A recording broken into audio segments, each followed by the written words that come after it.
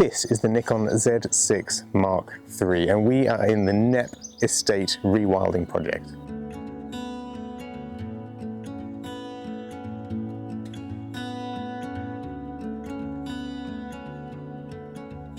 So what's new on the Z6 Mark III from Nikon? They've got a partially stacked CMOS sensor delivering 24.5 megapixels. They've inherited the autofocus from the Z9 and the Z8, thanks to a processing engine, the XP7, which gives you that processing power for advanced subject tracking. And for video, you can record internally up to 6K RAW. I'm working on the 400mm from Nikon here.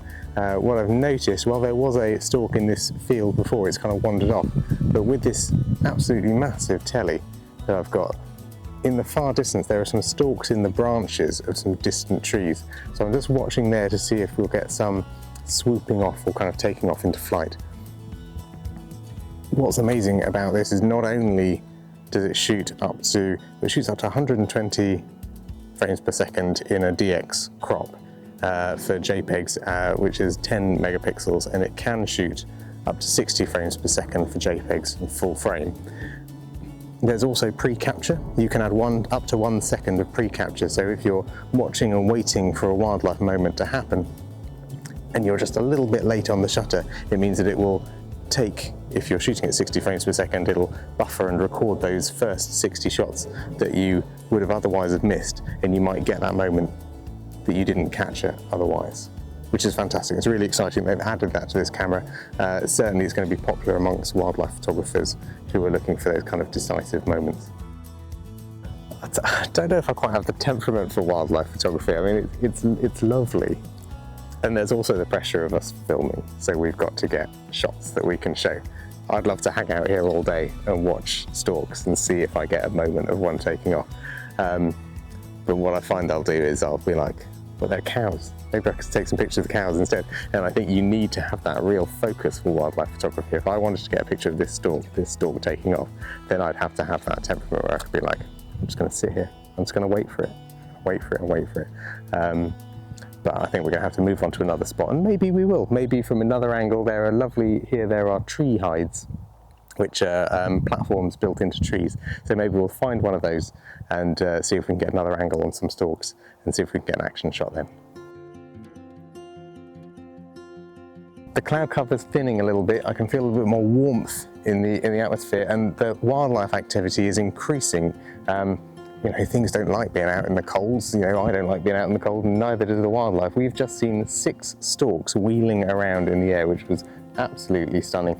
That's really beautiful. I've been using the 3D tracking autofocus, which is locking onto the birds, and it gives you that nice confirmation of a little square that tracks when it identifies the subject, which is really, really lovely. The Nikon Z6 Mark III has a new 24.5 megapixel partially stacked back illuminated CMOS sensor, and that partially stacked technology is a world first. So what's this partial part? What it means is that additional circuitry has been added to parts of the CMOS sensor to improve the readout speed. A partially stacked sensor is not as fast as the fully stacked sensors that you'd find in the Nikon Z8 and Z9.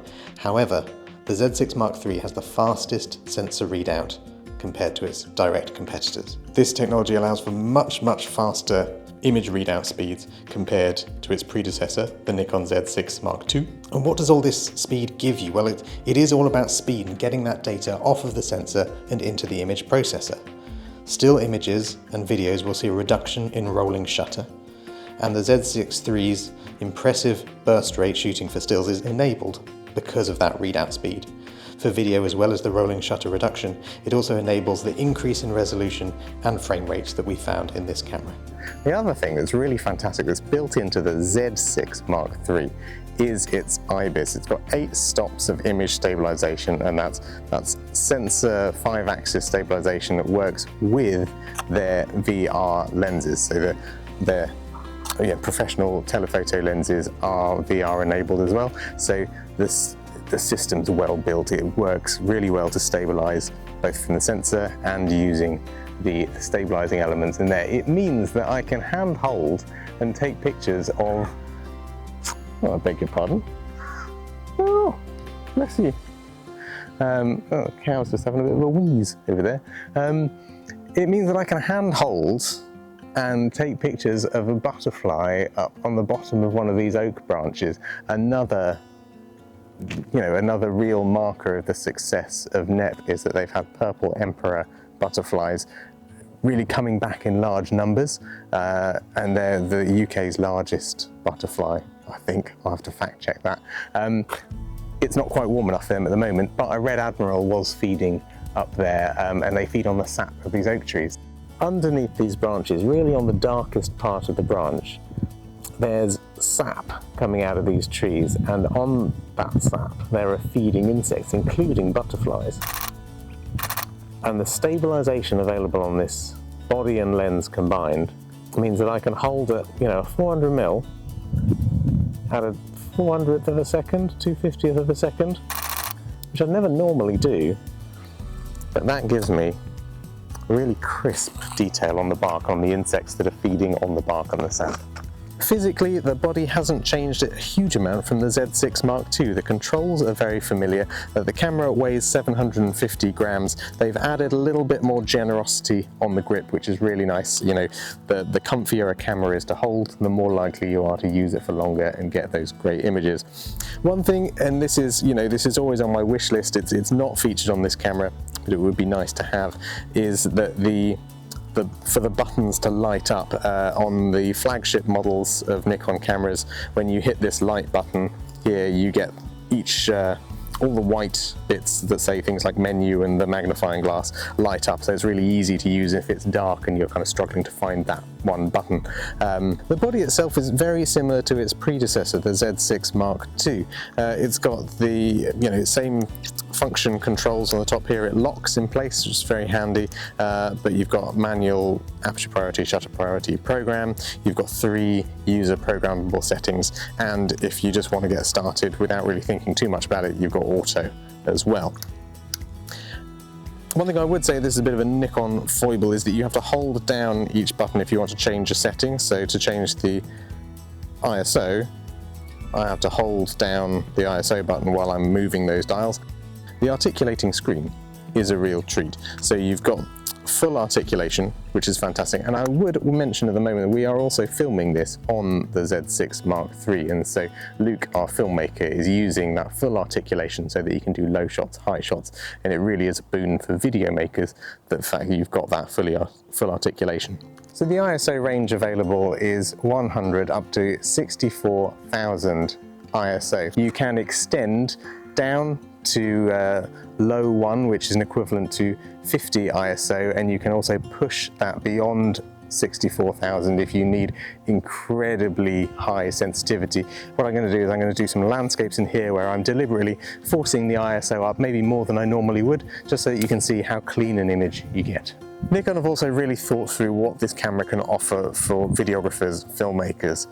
It's a full frame sensor, so you get that beautiful shallow depth of field, and it can shoot up to 6K 60p RAW internally in the camera, so there's no need for any external recorders, any extra kit to bolt on.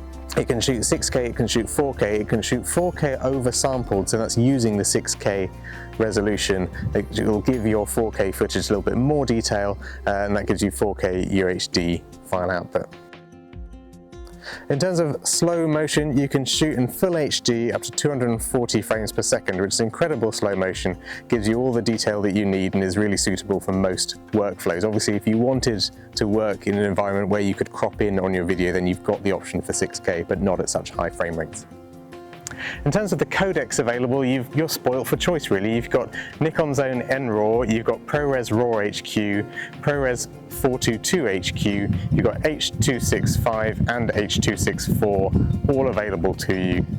Internally, you can record 12-bit RAW, which is amazing, and also on all other codecs you have 10-bit log available to you.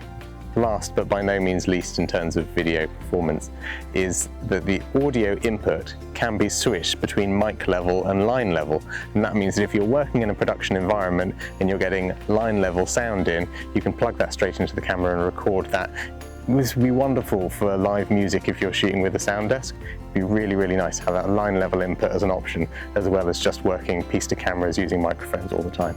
So that brings us to the end of our trip to Knepp. It's been a wonderful experience. We've seen longhorn cattle, we've seen Exmoor ponies, and we've seen storks flying overhead, which is incredible.